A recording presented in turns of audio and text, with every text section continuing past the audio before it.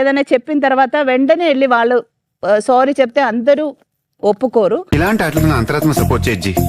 మీరు శివతో చెప్పారు వచ్చేటప్పుడే నాకు తెలుసు నేను ఫెయిల్ అవుతారని అని ఒక మాట అన్నారు. నేనేది ఆలోచించి మాట్లాడు, అందుకే అందరి డబ్బులు తింటాడు.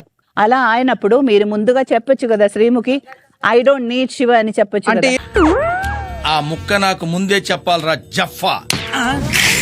అంటే ఏం లేదు, అక్కడ నుంచున్నా, నేను గేమ్ మీద దృష్టిలో ఉన్నా. అతను వచ్చి మాస్టర్ నేనే చేస్తున్నా అని అన్నాడు. అనగానే నేను మాస్టర్ ఓకేనా అంటే ఇది అబద్ధం. ఇప్పుడు నిజం మాట్లాడుకుందామా?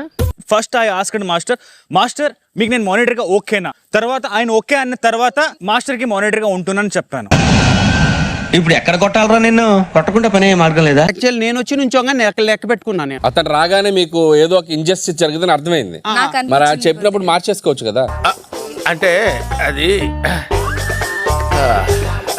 రామ్ ఇంకా గేమ్ మీద దృష్టి పెట్టాను కానీ ఇక నేను ఎందుకు చేస్తాడు శివ్ మీకు ఇంజస్టిస్? అలా ఏం లేదు, అంటే అతను పూర్తి గేమర్. అలాగే ఉండాలి కదా.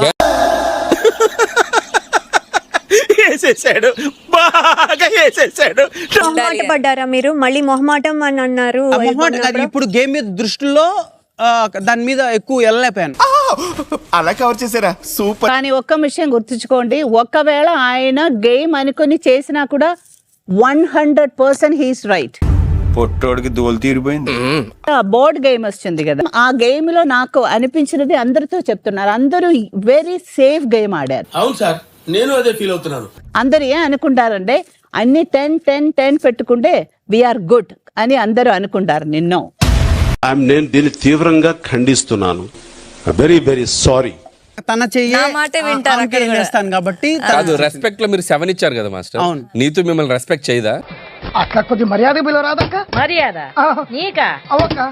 తల్లి చాలా సీక్రెట్స్ ఉన్నాయి కదా, మరి ఎట్లా ఇస్తారు 9లు 10లు? లేదు లేదు సార్, ఇప్పుడు ఇది ప్రస్తుతానికి సుఖంగానే ఉంది. లేరండి, అవన్నీ మాకు తెలుసు అండి. నువ్వు పుల్లలు పెట్టకండి, నువ్వు ఏదో ఇరికియాలని చెప్పాలి. అది చాలా క్యూట్ గా ఉంది. అంటే మాస్టర్ పరిస్థితి ఏంటో మాకు అర్థమైంది. ఇంట్లో పిల్లి వీధిలో పులి.